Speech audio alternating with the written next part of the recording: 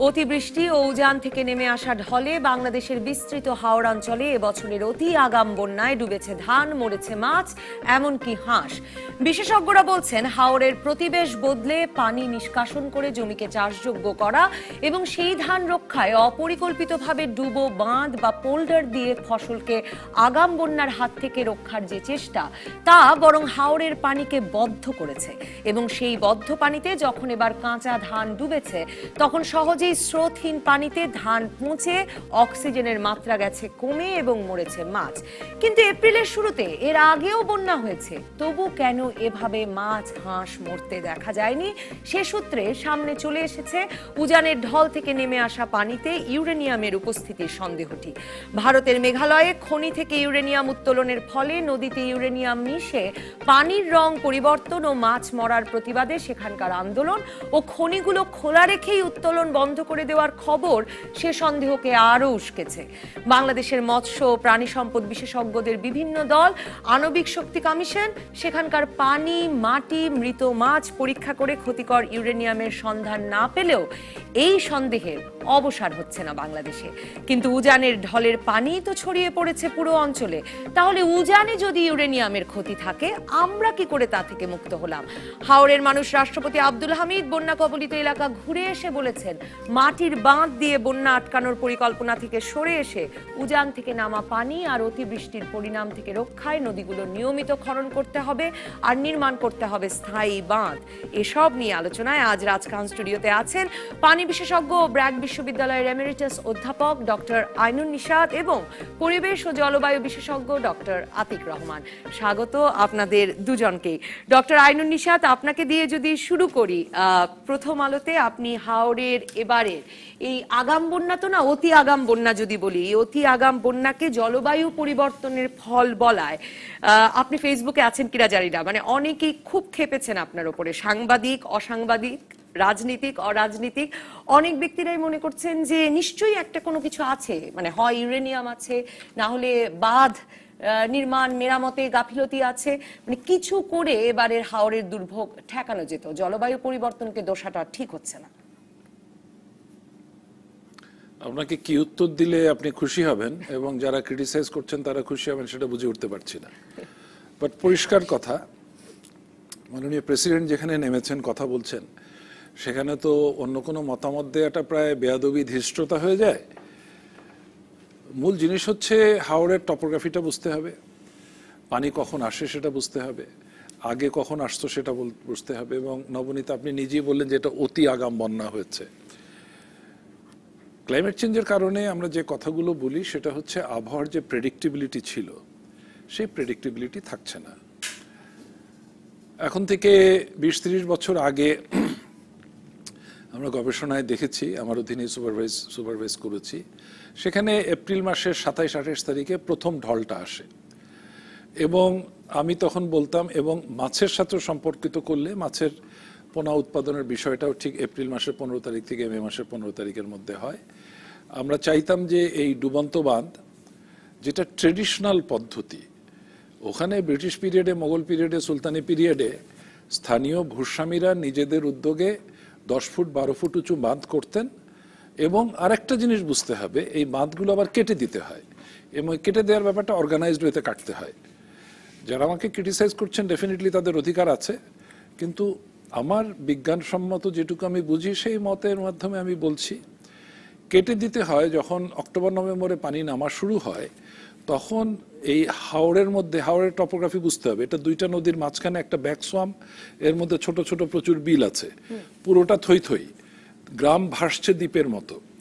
অক্টোবরে সেপ্টেম্বরে যখন পানি নামা শুরু হবে, তখন বাঁধগুলো কতগুলো নির্দিষ্ট জায়গায় কেটে দিতে হয়, কারণ এটা তখন 20 ফুট 25 ফুট 30 ফুট পানির নিচে।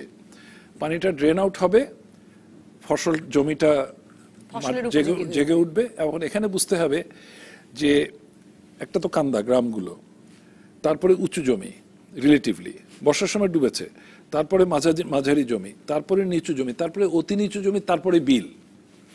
কাজী একেবারে অতি নিচু জমি যেটা, সেটা ড্রাই হয় সবার শেষে, আর উপরেরটা ড্রাই হয় সবার আগে।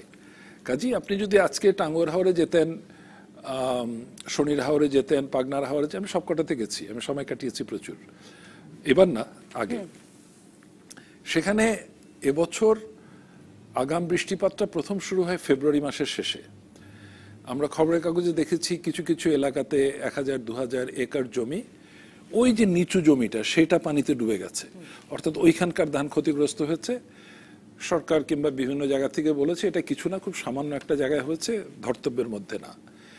এরপরে বৃষ্টি শুরু হয়েছে মার্চের মাঝামাঝি। মার্চের মাঝামাঝি বৃষ্টি হওয়ার কথা না, বৃষ্টিটা হওয়ার কথা এপ্রিলে। এবং এপ্রিলে যখন এই নদীগুলোতে ঢল নামতে থাকে, কারণ পাহাড়টা হচ্ছে ভারতে, মেঘালয়, আসাম, ত্রিপুরা, নদীর পানি বাড়তে থাকে এবং ট্রেডিশনাল নলেজের কারণে পরবর্তীতে ডিজাইন করে আমরা যদি বোরো ধানটাকে তুলে নিয়ে আসতে চাই, মনে রাখতে হবে 1972-এর আগে ওই এলাকাতে তেমন ফসল হতো না, মানে শুধুই মাছের জমি ছিল এগুলো, মানে মাছেরই জায়গা ছিল। তো আমি কুইকলি শেষ করি, আতিক বলবেন এরপরে। সেটা হচ্ছে এরপরে যখন এপ্রিলের মাঝামাঝি ভালো বৃষ্টি হলো, উজান থেকে ঢল এসে নদীর পানি আস্তে আস্তে বাড়া শুরু হলো এবং ভিতরে বৃষ্টি হলো, কারণ উত্তর ওই অংশে কিন্তু প্রচুর বৃষ্টি হয়েছে, তার মানে বিলের ভিতরেও একটু একটু করে পানি বাড়লো, কিছু কিছু পানি জমির তলায় চলে গেল।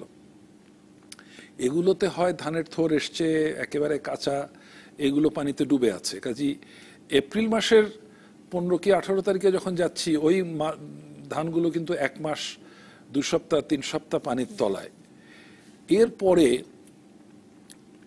পানির উচ্চতা, আমি উচ্চতার মাপকাঠিতে অস্বাভাবিক নয়, আমি কোনো বাঁধ টপকে পানি এসছে সেটা আমি দেখিনি। সব বাদে আপনাদের টিভি চ্যানেলও দেখিয়েছে পানিটা এখানে মানুষ দাঁড়িয়ে আছে, এখান থেকে পানি ঢুকছে, 3 ফুট 4 ফুট 5 ফুট নিচ থেকে পানি ঢুকছে, অর্থাৎ বাঁধটা ভেঙেছে। কোথায় ভেঙেছে এটাও বলতে পারি।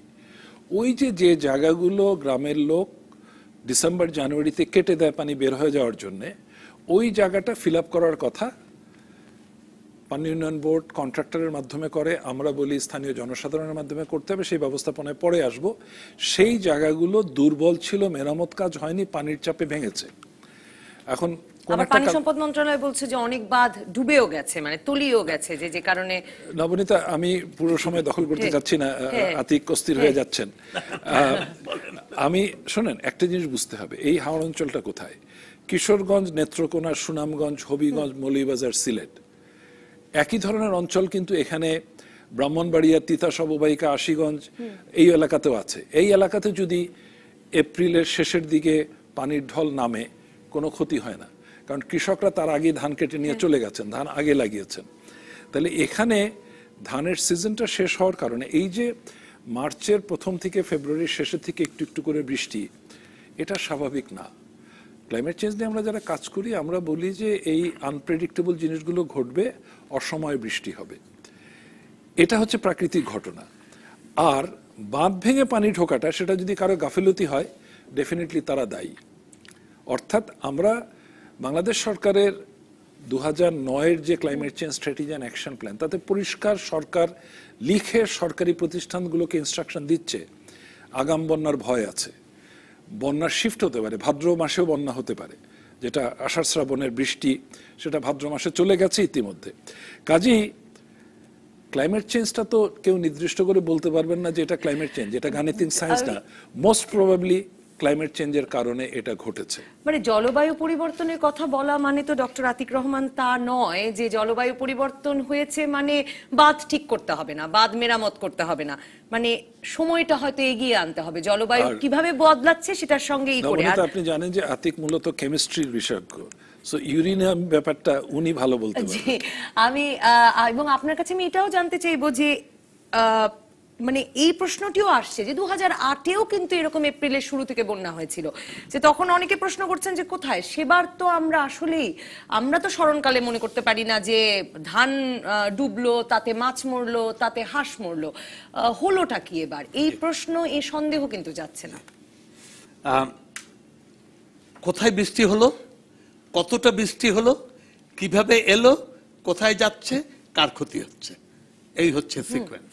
এবং তার বাইরে এক্সটার্নাল কি জিনিস আছে, জলবায়ু পরিবর্তন না ইউরেনিয়াম থিওরি।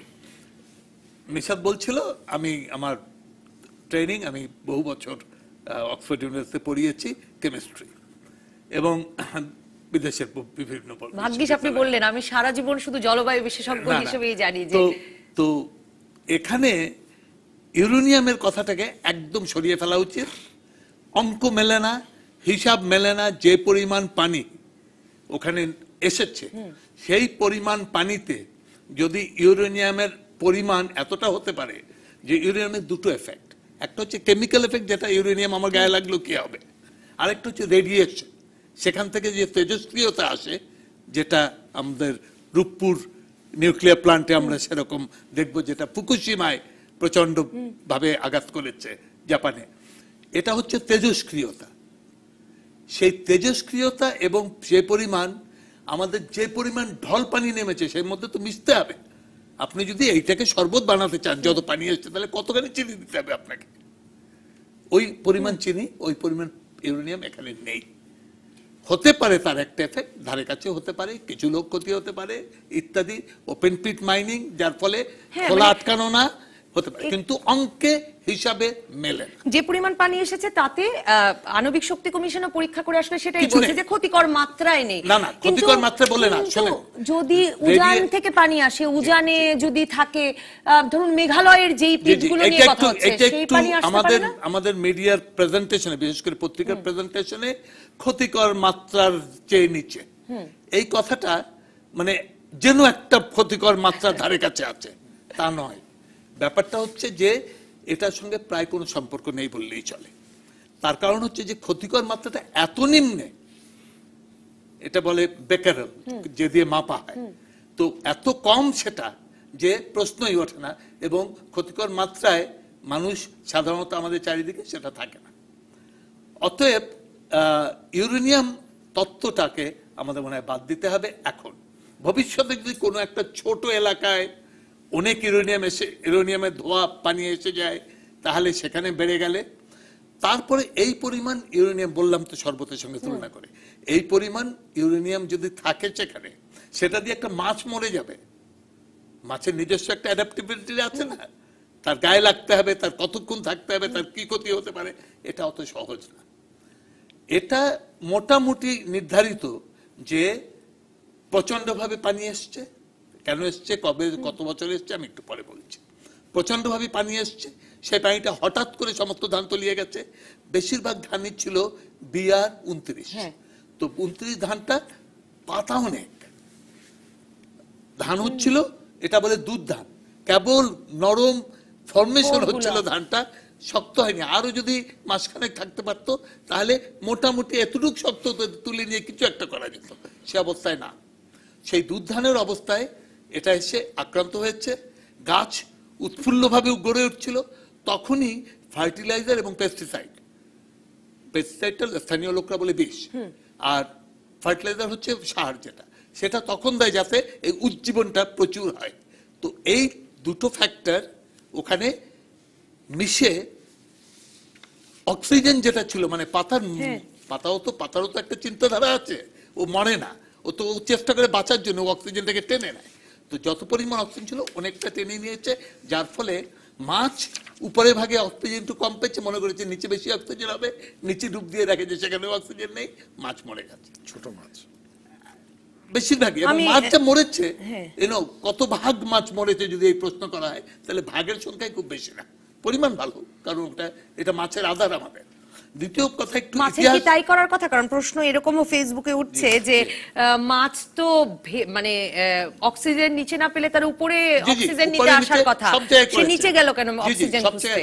উপরে যেও সে পাবে না, তো তাকে অক্সিজেন নিতে হবে পানি থেকেই প্রধানত। তো এটা মাছের ব্যাপার। এখন বিভিন্ন হিসাবে বলা হয় যে গত, কেউ বলে 40 বছর, কেউ বলে 60 বছর, যে এরকম পানি আসা এই সময় দেখেনি। তার মানে এটা প্রচন্ড পরিমাণ পানি এসছে। এটা চেরাপুঞ্জিতে 1027 মিলিমিটার পানি বৃষ্টি হয়েছে, সেই ঢলটা নেমে এসছে আসাম হয়ে, মেঘালয় হয়ে।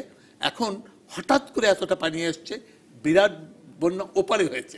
এখানে যেহেতু সরাসরিভাবে হাওরের উপরে ওই পানিটা পড়েনি, বৃষ্টিটা অনুধাবন করতে পারে কত তীব্র, কত পরিমাণ, অর্থাৎ প্রচন্ড পরিমাণ পানি আসছে।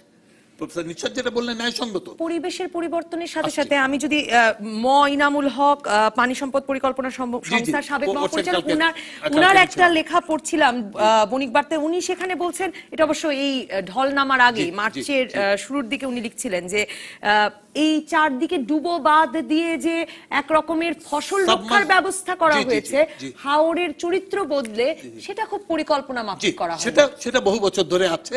এটা যেটা করে যে ডুবোবাদ মানে হচ্ছে যে প্রথম ধাক্কার পানিটা যেটা আসে সেটা আটকে 15 দিন 20 দিন সময় পায় কৃষক, সেই সময় কেটে নিয়ে ধান কেটে নিয়ে চলে যেতে পারে। এটা তাদেরকে একটা জীবিকার স্থান দিয়েছে, একটা রিস্ক তাদের কমিয়েছে জীবনে। সেটার মধ্যে একটা পরিকল্পনা পরিবর্তনের ব্যাপার আছে। ঘটনাটা হচ্ছে যে সেইটা যে পরিমাণ পানির চিন্তা ভাবনা করে করা হয়েছিল তার চেয়ে অনেক অনেক বেশি পানি এসছে উপর থেকে, পুরো মেঘনা অববাহিকা থেকে। কিন্তু এই চেরাপুঞ্জি এবং এই বৃষ্টিটা প্রচন্ড ভাবে, এটা গেল একটা কথা।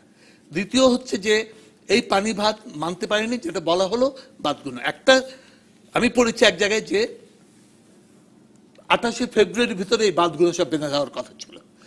কন্ট্রাক্টররা যে কোনো কারণে এটা 31শে মার্চ পর্যন্ত এগিয়েছে, তার মানে কাগজপত্রে এগিয়েছে 31শে মার্চ, অর্থাৎ 15ই এপ্রিলের মধ্যে এটা হয়নি।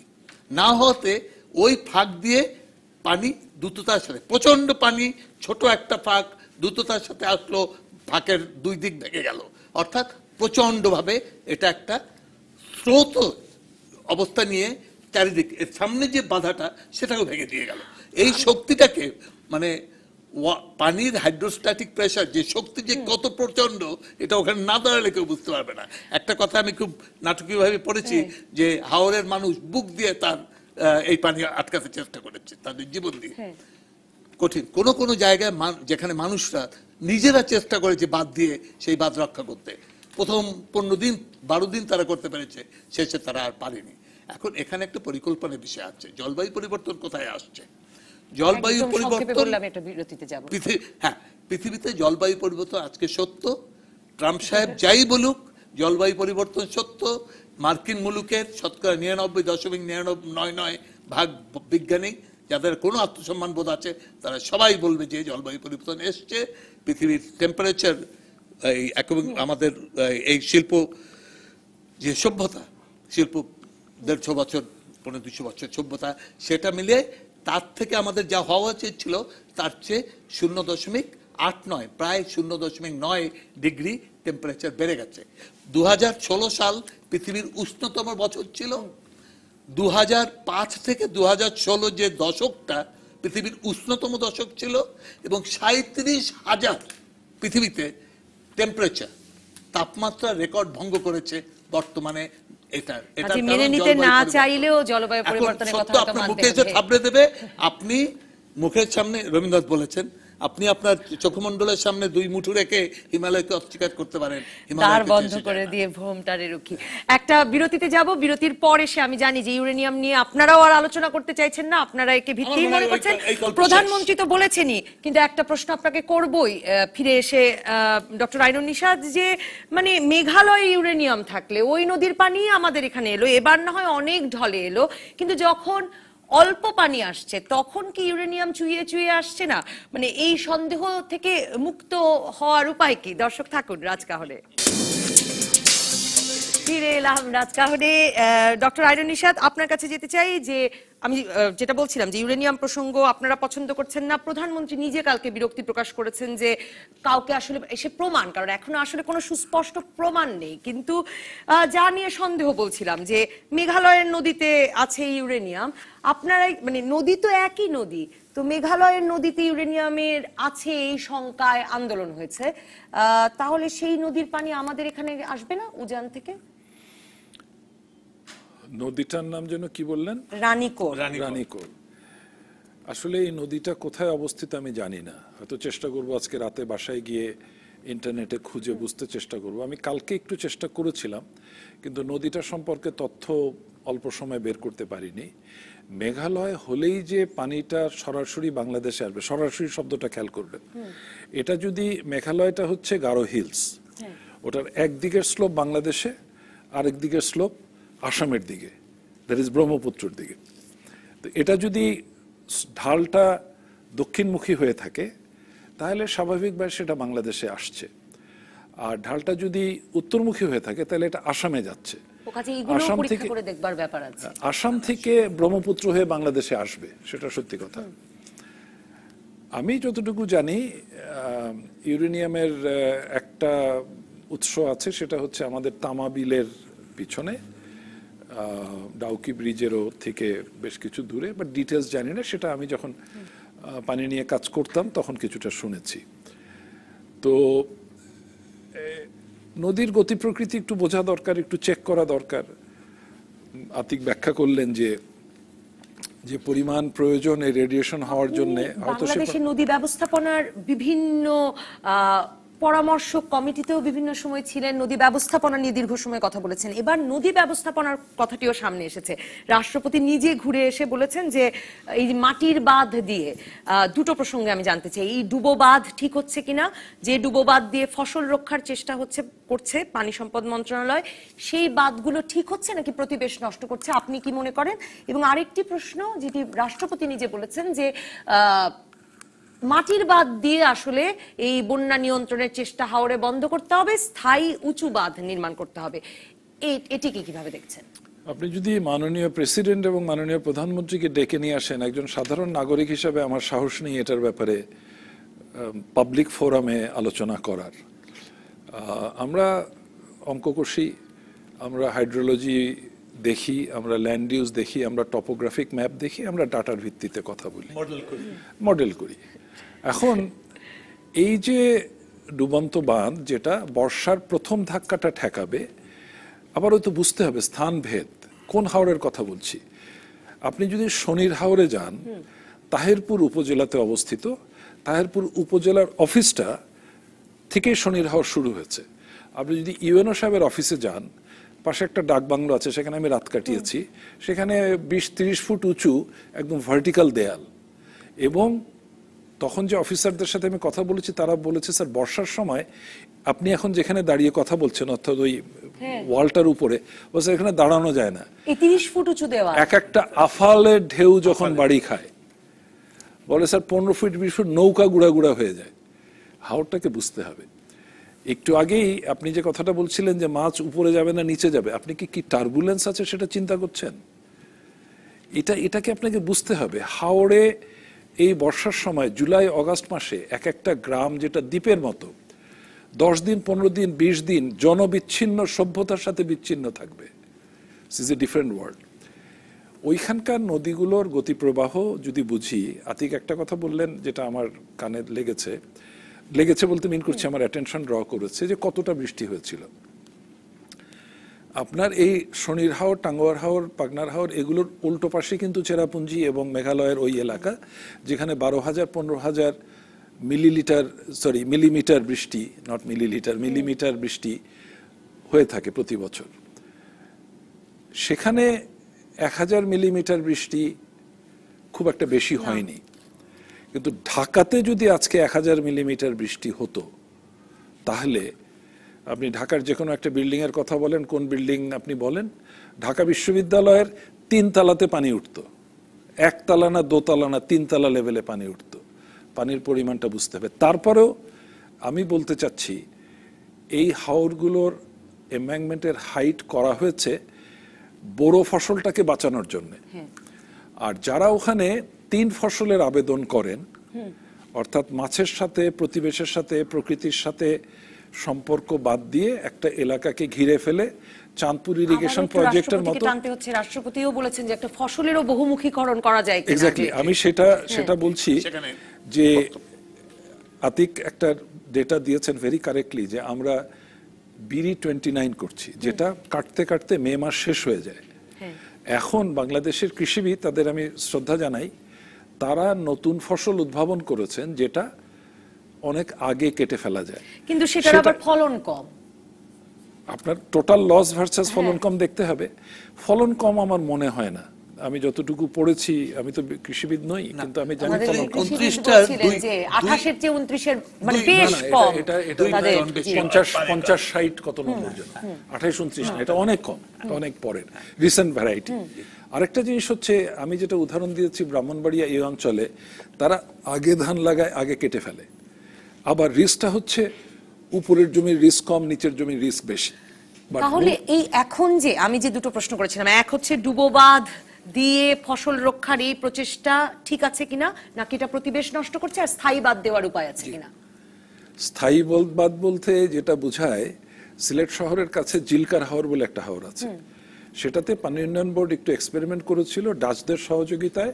অর্ধেককে ডুবন্ত বাঁধ করেছিল, অর্ধেক পার্মানেন্ট বাঁধ, উঁচু বাঁধ করেছিল, যেটা সারা বর্ষার পানিটাকে ঠেকায়।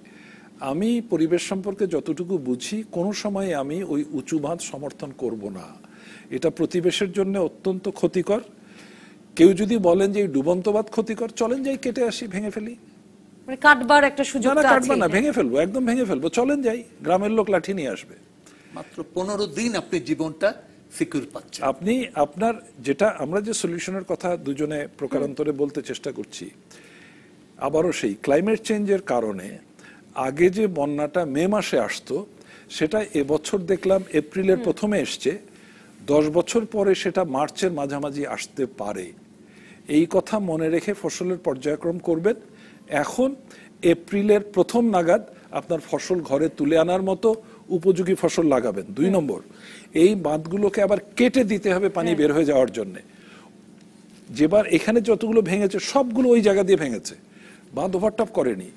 ওই জায়গা যেটা কেটে দিচ্ছি সেটা শক্তভাবে ভরাট করতে হবে।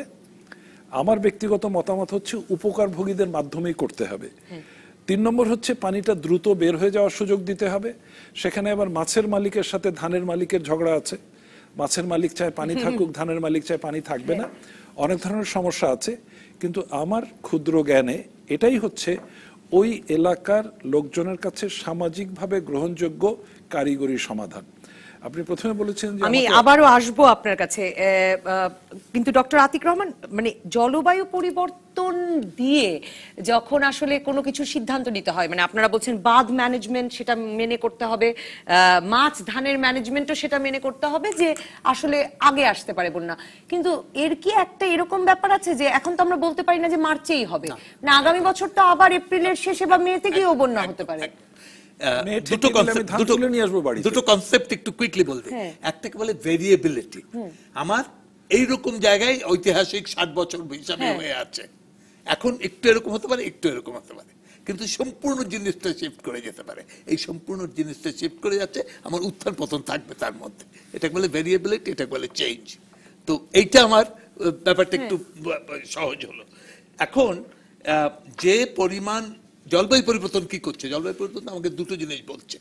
একটা বলছে ওই যে বললাম যে চরম ঘটনা, এই যে বললাম যে উঁচু নিচু, এই চরমগুলো বেড়ে যাবে, এই চরমগুলো বেড়ে যাবে। এটা বন্যার ব্যাপারেও সত্য। আমার মানে কোনো বছর অনেক দেরিতে বৃষ্টি আসবে, কোনো বছর অনেক তাড়াতাড়ি আসবে, এবং পরিমাণ তখন বেশি আসবে, এর কোনো ট্রেন্ড থাকবে। এটা ইরাটিক আরেকটা বলছি এক্সট্রিম বাড়লো, আরেকটা বলছি ইরাটিক বিহেভিয়ার। ইরাটিক হচ্ছে বলা যাচ্ছে না, অগোছালো। এই অগোছালো বিহেভিয়ারটাও জলবায়ু, এই দুটো ইন্ডিকেটর এখন এক্সট্রিম ইভেন্ট, আমরা যারা দুর্ভাগ্যবশত এর ভিকটিম, এর খারাপের দিকে আছি, এবং সেটা হয়তো বাড়বে, কিন্তু কারণ যে পরিমাণ গ্রিন হাউস গ্যাস কমানোর প্রয়োজন ছিল সেই পরিমাণ কমাচ্ছে না, এবং আরো 2-1টা অঘটন হচ্ছে। যদিও প্যারিস যে এগ্রিমেন্ট হয়েছে সেখানে একটা প্রচেষ্টা আছে যেটা করতে হবে, সেটা গেল। তো এই দুটো যদি আমি ধরি, তাহলে আমাকে আরো সাবধান হতে হবে।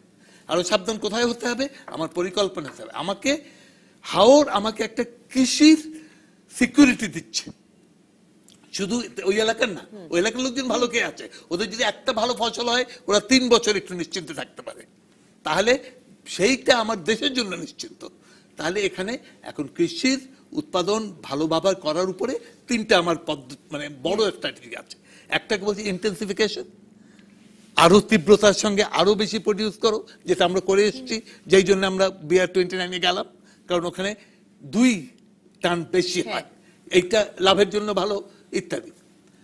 আর দ্বিতীয়টা হচ্ছে ডাইভার্সিফিকেশন, আরো কিছু করা যায় কিনা, শুধু ধান না করে আমি শাকসবজি বেশি করব, আমি সেখানে অন্য পানীয় শাকসবজি বেশি করতে পারি কিনা সেটা, অতএব সেদিকে চিন্তা করা। আমরা বলে আজকাল ফ্লোটিং গার্ডেন, আমরা সেগুলো বেশি করতে পারি কিনা, কি কি করা যায় সেগুলো দেখাচ্ছ, ডাইভার্সিফিকেশন। আর তৃতীয়টা যেটা আমাদের ঠিক কৃষিবিদের হাতে না, সেটা হচ্ছে বেটার মার্কেটিং, বেটার প্রাইসিং, যেন যা পাই ধান সেটা আমি ম্যাক্সিমাম প্রফিট সেখান থেকে পেতে পারি, ম্যাক্সিমাম দাম বিক্রি করতে পারি, সরকার সেটা কিনে নিলে ভালো দামে কেনা হয়, গরিব সেখানে বেঁচে থাকতে পারে, সেটা করি। যে কৃষক করছেন তার যা সম্পদ আছে সেটা দিয়ে তিনি মুরগি কিনতে পারবেন, অন্য কিছু করতে পারবেন, অর্থাৎ তার। তো এটা হচ্ছে বড় মাত্রায় তিনটা স্ট্যাক। কিন্তু এই বহুমুখীকরণ করতে গেলে কি সেই হাওর অঞ্চলের নিজের যে চরিত্র সেটাকে আরো একটু বদলাতে হবে? বদলানোর চোখ সাধারণ মানুষ করছে, তাহলে কোনটা কাজ হচ্ছে? আমি কি পুঁইশাক করব না কদু করব? আমি কি মাচাটা উঁচু করে ওই নিশাদ যেটা বলছেন যে আমার ধারের ওখানে আমি মোটামুটি নিশ্চিত যে কোম্পানি আসবে, সেখানে আমি গাছের রুটটা দেবো, তারপরে আমি ঝাঁকাটা নামিয়ে দেবো নিচে, যেখানে পানি থাকলেও খুব বেশি ক্ষতি নেই। অর্থাৎ আমাকে যে পানি এবং স্থল, জল এবং স্থলের যে সমন্বয়ের পরিকল্পনা, সেটা আমরা মাইক্রো লেভেলে বলছি না এখন, এতক্ষণ যে কথা বলছি ম্যাক্রো, অনেক বড় জায়গা নেই, এখন আমাকে মাইক্রো লেভেলে চিন্তা করতে হবে, বাড়ির কোন জায়গাটা আমি কি সবচেয়ে বেশি করতে পারবো। তার মানে আমার পদ্ধতিগতভাবে, কারণ আমার দুটো জিনিস, আমাকে শুধু ধান হলে আমার কার্বোহাইড্রেট মিট করছে, কিন্তু আমার নিউট্রিশন বলে আমার শরীর ভালো করার জন্য সামগ্রিকভাবে যে প্রয়োজন, সেটা আমার কার্বোহাইড্রেট হচ্ছে আমার শক্তি দিচ্ছে, মাছ আমাকে পুষ্টি দিচ্ছে, কিন্তু প্রোটিন দিচ্ছে, আরো পুষ্টির প্রয়োজন আছে। তাহলে সেখানে একটা ব্যালেন্সের ব্যাপার আছে, এটা করা সম্ভব। ওখানে ইন্টেন্সিফিকেশন, ডাইভার্সিফিকেশন এবং বেটার মার্কেটিং, এই তিনটাই ওখানে সম্ভব। তাহলে আমি কিভাবে করব? পরে ফিরছি আপনার কাছেই, দর্শক থাকুন রাজকাহনে। ফিরে এলাম রাজকাহনে। ডক্টর আতিক রহমান, আমি যেটা প্রশ্নটা আমার মনে জাগে সেটা হচ্ছে, একই সঙ্গে আপনারা জলবায়ু পরিবর্তন নিয়ে আমাদের সচেতন করছেন, আবার আপনারাই ওই জায়গাটির চরিত্র বদলের কথা বলছেন ওখানে বহুমুখী ফসল হতে হবে, ওই জায়গায় মানে শুধু যে এখানে 1972-এর আগে ধান হতো না বলছেন, সেখানে এখন ধান হচ্ছে, আপনি আবার তার মধ্যে সবজি ঢোকাতে বলছেন, মানে এই বিষয়টি পরিবেশকে ই করে না? মানে আপনার আমার জলবায়ু পরিবর্তন একটা ধাক্কা, আমার ট্রেন চলছে, বাংলাদেশ এগোচ্ছে, 6% গ্রোথ রেট আমার এগোচ্ছে। হ্যাঁ, আমি আবার খেয়ে পরেই বাঁচতে চাই, বটে খেয়ে পরেই বাঁচতে চাই, আমার জনগণ বাড়ছে, আমার তাদের খাওয়াতে হবে। কেবল আমরা ক্রপ এগ্রিকালচার কার্বোহাইড্রেটটা মিট করেছি, এখনো আমার 30% শিশু স্টান্টেড, মানে তার খর্বকায়, এই অর্থে যে তার বায়োলজি, স্রষ্টা প্রদত্ত তার বাঁচবার যে ক্ষমতা এবং সেটা সে বাঁচতে পারছে না সেভাবে, তাকে আরো খাদ্য দিতে হবে, আরো উন্নতমান করতে হবে, তাকে শিক্ষা দিতে হবে, হাওড় অঞ্চলকে আরো উন্নত করতে হবে। আমার রাষ্ট্রপতি বলছেন হাওড় অঞ্চলকে বাঁচাতে হবে, উন্নত করতে হবে, নিশ্চয়ই করতে হবে। বাঁচাতে যে দয়া করে এমন বাদ দেবেন না যেটা আমার গলায় ফাঁসিয়ে, মানে স্থায়ী বাদ দিয়ে। অর্থাৎ আমাকে চিন্তা করতে হবে, যে সাবমার্সিবল বাঁধ আগে ছিল সেটার উদ্দেশ্য ছিল 15 দিন কি 20 দিন 22 দিন সময় বেশি পাওয়া, যাতে ধানটা কেটে নিয়ে যেতে পারি স্বাভাবিক বৃষ্টিপাতের অবস্থায়, যেখানে আমি জানি জুন মাসের এপ্রিলের মেয়ের শেষে জুনের প্রথমে আমি জানি কতদিন, সেখানে জলবায়ু পরিবর্তন একটা মানে ওই যে বললাম ইরাটিক বিহেভিয়ারের জন্য আগে এসে গেছে, তীব্রতা হয়েছে, বৃষ্টির পানিটা অন্য জায়গায় বেশি পড়েছে ভারতে, সেটা এসে গেছে। দুর্ভাগ্যবশত সেখানে একটা মাইন ছিল, সেই মাইনটা নিয়ে অনেক কথাবার্তা হয়েছে, যেটার সঙ্গে এটা খুব সম্পর্ক নেই। এখন আমি কিভাবে এগোবো? আমাকে এগোতে হবে, আমার ধান বাড়াতে হবে, আমার অন্যান্য খাদ্য বাড়াতে হবে, জনগণকে আমার শিক্ষিত করে তুলতে হবে, আমার জায়গা বাড়াতে হবে, যতটুকু আছে আমার আছে তো কাজটা। বাদ বাকি জায়গায় যেটা নিশাদ বললেন, বিভিন্ন ধাপের বিভিন্ন পরিমাণ পানির সময় আমার কি কি করতে পারি আমি, সেটা আমাকে বুঝে করতে হবে। কারণ হাওর কিন্তু বাংলাদেশের অন্যতম উর্বরতম সম্পদ, আর এখানে প্রচুর মাছ হয়। আমরা ওখানে হাকালুকি হাওরে অন্যান্য জায়গায় আমরা স্যাংচুয়ারি করেছিলাম, যেখানে মানুষ মাছ ধরবে না, কিন্তু পরবর্তী মাছটা আজকের যে মা মাছ, গর্ভবতী মা মাছ, সেটা পরে বড় করে মাছ দেবে, তাতে কি হয়? সেখানে আমরা দেখেছি দ্বিগুণ থেকে 3 গুণ হয়ে যায় মাছের পরিমাণ, যদি আমরা একটু ছোট সব মাছ ধরে না ফেলি, বড় মাছ। কাজেই জলবায়ু পরিবর্তনকে, জলবায়ুকে আসলে একরকমের ব্যবস্থাপনার আওতায় এনে এটাকে আমরা বলছি অভিযোজন, অ্যাডাপ্টেশন। আমাকে খাপ খাইয়ে নিতে হবে যাতে আমি আমার উন্নয়নকে আমি ব্যাহত করি না, কারণ ওরা যারা আমাকে জলবায়ু পরিবর্তন দিচ্ছে তারা তো আমার উন্নয়নে সাহায্য করছে। ডক্টর আইনুল নিশাত, আপনি লক্ষ্য করেছেন কিনা জানি না যে আজকে খবর যে চলন বিলেও তলিয়ে যাচ্ছে, কিন্তু সেখানে পাকা ধান, কৃষকরা মাইকিং করা হচ্ছে, কৃষকরা পাকা ধান তুলতে পারছেন, এবং সেটাও আসলে ভীষণ আগাম বন্যা। চলন বিল, উত্তরাঞ্চলের এই চলন বিলেও জ্যৈষ্ঠ মাসের শেষে, মানে 15ই জুন টুনে যেই বন্যা আসার কথা, সে বন্যা চলে এলো এপ্রিলে। না, 15ই জুন তো আসার চলে এসছে, বাট মূল কথা যেটা সেটা হচ্ছে, আমি একেবারে নবনীতা একদম প্রথম কথাতে চলে যাই, যে আমি যখন ব্যাখ্যা করেছি যে এবারের ঘটনাটা জলবায়ু পরিবর্তন জনিত, আমি এখনো মনে করি আমার বিশ্লেষণ সঠিক, কিন্তু আমি একই দমে একই প্রতিবেদনে যিনি সাংবাদিক রিপোর্ট করেছেন তিনি বলেছেন যে আমি বলেছি এটা বাঁধ রিপেয়ারের ফেলিয়ারের কাজ। মনে রাখতে হবে, প্রতি বছর বাঁধ কেটে দেয়া হয়, প্রতি বছর বাঁধ মেরামত করতে হবে। মাননীয় প্রেসিডেন্টের কথা যদি আমি বুঝে থাকি, তিনি বলেছেন যে ইনফ্রাস্ট্রাকচার গড়ে তোলা হোক না কেন সেটার জন্য পার্মানেন্সি থাকে। পার্মানেন্সি মানে স্থায়ী, মানে হচ্ছে তুমি সরকার, পানি উন্নয়ন বোর্ড কিংবা কর্মকর্তারা বলছেন তোমাকে আমি মে মাসের 15 তারিখ, মে মাসের 30 তারিখ পর্যন্ত নিরাপত্তা দিলাম, তাহলে মেরামতটা তার আগে হওয়া উচিত ছিল। আমার 2 জন বন্ধু আমাকে টেলিফোন করে বকাঝকা করেছেন। একজন বকাঝকা করেছেন, তার ভাষায় বলি, আপনি তো পানি উন্নয়ন বোর্ডকে বাঁচিয়ে দিলেন। আমি কেন? বলে এটা ক্লাইমেট চেঞ্জের কারণে ঘটেছে। আমি যে না, বাঁচাইনি আমি। স্পষ্টই বাঁধ কাটা এবং বাঁধ মেরামত এই দুটোর ব্যবস্থাপনা। দ্বিতীয় জন আমাকে ফোন করে বলেছেন যে স্যার তিনি একজন অত্যন্ত অ্যাক্টিভিস্ট, তিনি বলেছেন যে আপনি স্পষ্ট বলেছেন যে সময় মতো বাঁধ মেরামত করার ফেলিয়ারটা দায়ী। এখন আমরা ফাইন্যান্সিয়াল ইয়ারে যখন মুভ করি তখন দেখি যে এই রিপেয়ারগুলো এপ্রিল মে মাসে হয়। আমাদের এখানে মাননীয় মন্ত্রী মহোদয় বলেছেন যে তিনি নির্দেশ দিয়েছিলেন ফেব্রুয়ারির মধ্যে, মার্চের মধ্যে শেষ করতে, হয়নি, বিভিন্ন কারণ ব্যাখ্যা করেছেন। বাট মূল কথাটা হচ্ছে, যে কারণে ঢাকা শহরের সকল রাস্তা ধরুন বর্ষাকালে কাটা হয়। তো আমি বিনীত অনুরোধ করব যে সরকার সচেষ্ট হবেন, বাঁধগুলোকে পার্মানেন্সি দেয়া, অর্থাৎ যে কথা তুমি আমাকে বলে বোরো ধান করতে উদ্বুদ্ধ করেছ, আপনি 1972-এর আগে ওই এলাকার 90% লোক মৎস্যজীবী ছিল, জনসংখ্যা কম ছিল, বাংলাদেশের অন্যতম দরিদ্র এলাকা ছিল। এখন ধরেন 60% মৎস্যজীবী, 40% কৃষিজীবী, এখন অত্যন্ত দরিদ্র এলাকা। বাট আমাকে যদি ধান লাগাতে উদ্বুদ্ধ করা হয়, তাহলে কৃষকের দায়িত্ব হবে মার্চের শেষ নাগাদ, বৈশাখের প্রথম নাগাদ, অর্থাৎ এপ্রিলের 15 তারিখে ধান বাড়িতে তুলে নিয়ে আসা।